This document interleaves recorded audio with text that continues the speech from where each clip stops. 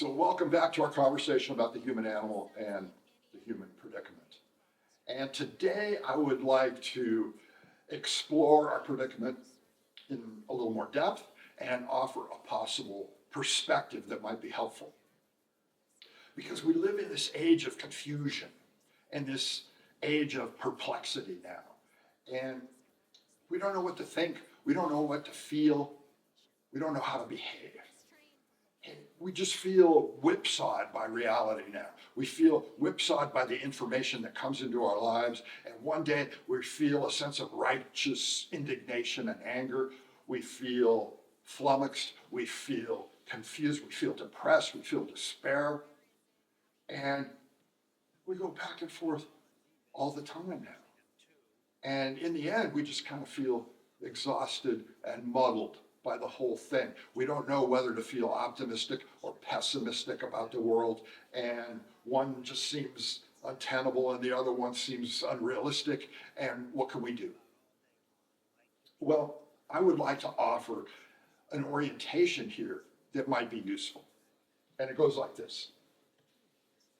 We can call this paradoxical living, and this first caught my attention. I heard somebody describe themselves as an intellectual pessimist, but a spiritual optimist. And I immediately thought, okay, this is something that we can work with. And there's a bit of a history here. I think a lot of people throughout history have approached this idea. And I heard a story of a political prisoner in the 1920s who was imprisoned by Mussolini, who wrote from his prison cell, "I'm an intellectual pessimist, but also a spiritual optimist." So there is a history to this idea. But this may seem unlikely, an unlikely combination of ideas. But as you'll see, I think it's extremely useful. We start with intellectual honesty. And as I see it, this is a prerequisite for having a functional life, a meaningful, relevant life. You've got to listen to the science, and as they say in Extinction Rebellion, the first step is to tell the truth about the scientific findings having to do with our atmosphere, our biosphere, and the state of the planet as a whole. And more generally, we have to listen to scientific findings because science is one of our most powerful tools for exploring reality.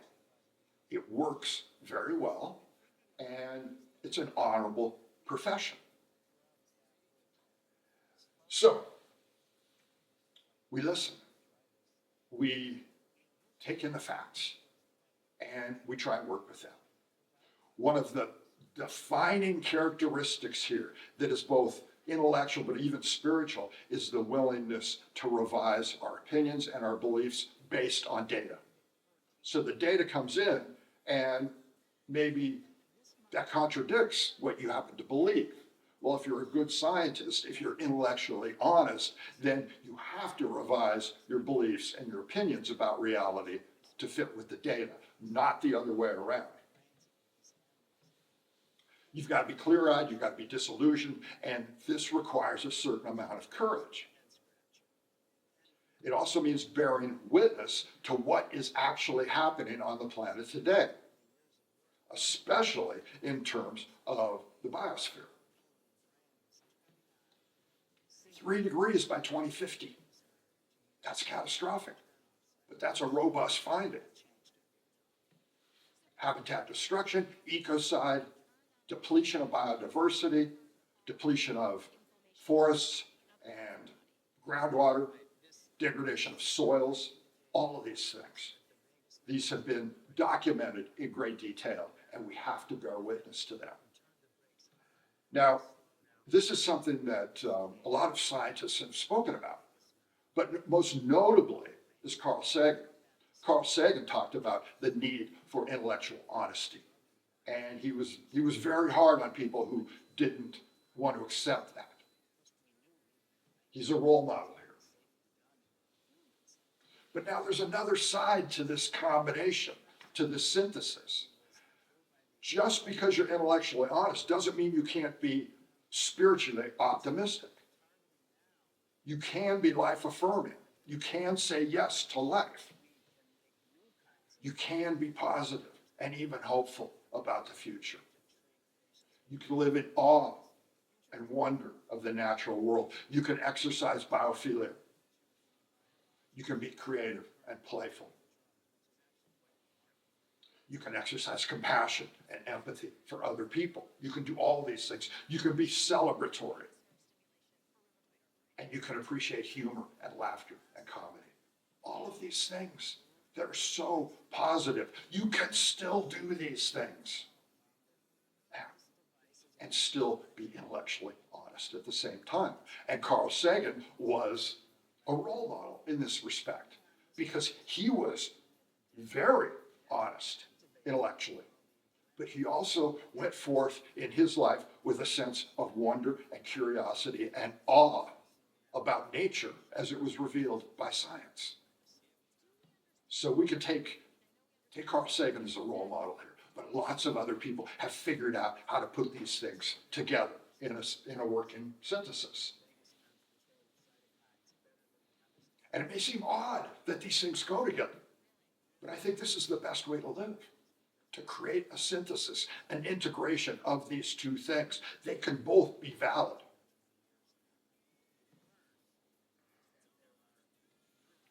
But we make errors, don't we?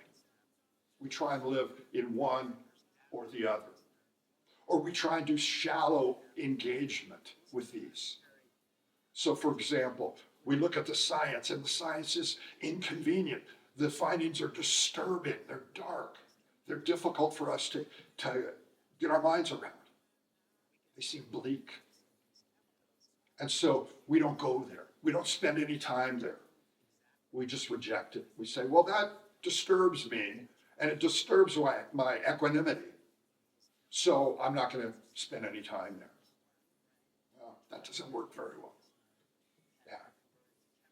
And so we end up with this shallow, sort of muddled engagement with the world.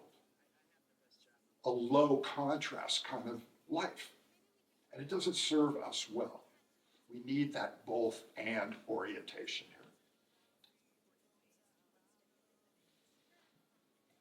And all of this reminds me of this famous quote from F. Scott Fitzgerald.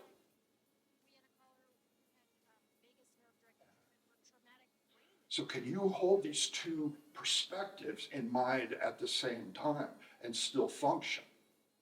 That's the question here for all of us. And I think we can. But it's even more than simply the ability to function. I think the ability to hold these two things together in a single life is a key to health. It's a key to being effective in the world and to enjoying life in the fullest. Because yes, even in these days of anxiety and darkness, we can still enjoy life and we can still be relevant. So, give this a try. See if you can go there. See if you can be both spiritually optimistic and intellectually honest at the same time. And at first, it might seem to be a really strange and difficult balancing act, but it's worth a try. And let me know how it goes. I'll see you next time.